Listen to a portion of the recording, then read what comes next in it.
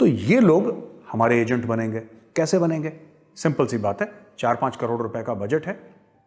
एक मौलवी को बोला कि भाई देखो, तुम्हारी तनख्वाह की, इनको ये 5-10 हज़ार रुपये मिलते हैं, ज़्यादा पैसे मिलते नहीं है।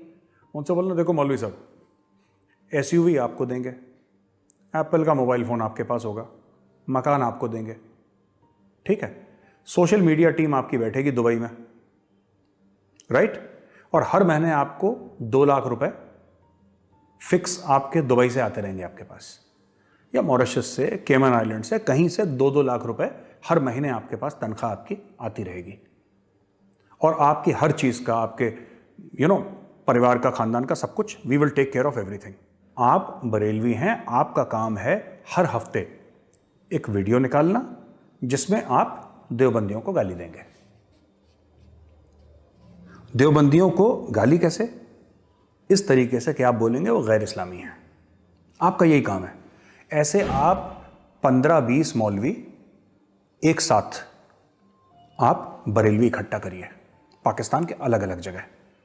इनफैक्ट पाकिस्तान की मैं तो कह रहा हूं, हर एक डिस्ट्रिक्ट में ऐसा एक मौलवी होना चाहिए जो कि बरेलवी हो। आप उसको पैसा दीजिए, एक सोशल मीडिया की टीम जो उसको अच्छी तरीके से एडिट करे, और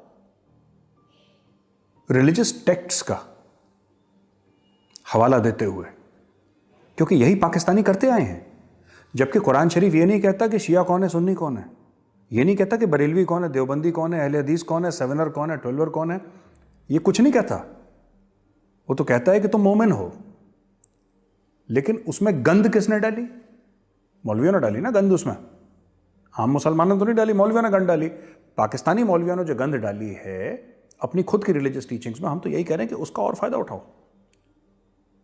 क्योंकि ये लोग कहते हैं कि अकॉर्डिंग टू कुरान, पाकिस्तान ने जब अहमदियों को आपने ये बोला था कि अहमदी जो हैं वो नॉन मुस्लिम हैं और हेंस वो वाजिबुल कत्ल हैं, आपने कुरान की कोई आयत तो कोट करी होगी। तो आपको किसी ना किसी हदीस में, कुरान शरीफ के किसी न किसी आयत में आपको, यानी बरेलवियों को, देवबंदी के खिलाफ कुछ ना कुछ मिल ही जाएगा, मिल जाएगा। आप उसका फ़ायदा उठाइए, आप उसका फ़ायदा उठाइए। उसी तरीके से आप फिर जाइए और देवबंदी मौलवियों के पास, उनकी एक अलग सोशल मीडिया टीम हो, और देवबंदी मौलवियों को ये बोलिए कि भैया आप एक काम करिए, आप बरेलवियों को उल्टा सीधा बोलिए कि कुरान की रोशनी में या हदीस की रोशनी में ये काफिर है, ये वाजिबुल कत्ल है।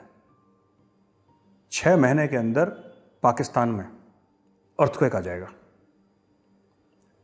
क्योंकि इलिटरेसी बहुत है पाकिस्तान में।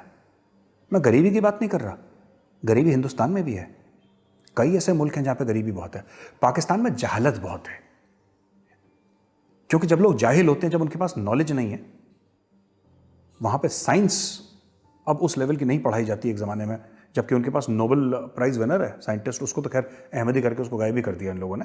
तो that is the nature of that. अब वैभव एक बात बताइए, ये मोहम्मद बिन सलमान जो है क्राउन प्रिंस, उसने भी तो यही काम करा है।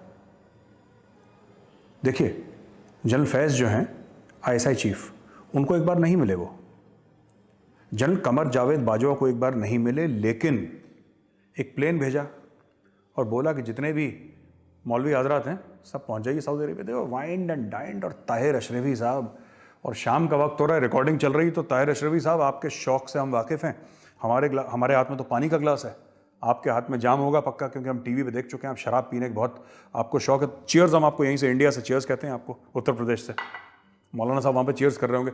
ताहिर अशरफी मैं बताता चलूँ अपने दोस्तों को कि is very very fond of his drink, और कई बार टीवी डिबेट्स में बिल्कुल मौलाना साहब बिल्कुल टुल होकर आते हैं, एकदम बिल्कुल टाइट जिसको कहते हैं ना।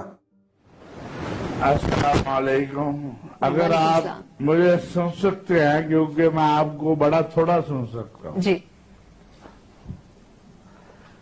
इस्लामी नजरियाती कौंसिल को, और मुझे यूपी में क्या कहते हैं, भंड होकर आते हैं एकदम।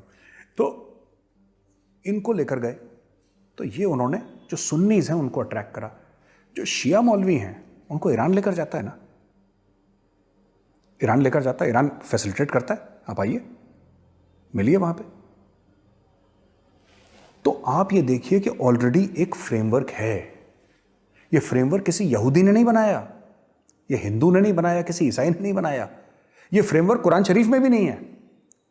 ये मौलवियों ने एक दूसरे की गर्दन काटने, ये आपको एक मौलवियों ने एक मैप बना के दे दिया कि साहब इस तरीके से आप हमारे मुल्क को कमजोर कर सकते हैं, यानी पाकिस्तान को कमजोर कर सकते हैं। आपके सामने बड़ा लड्डू, आप खा नहीं रहे।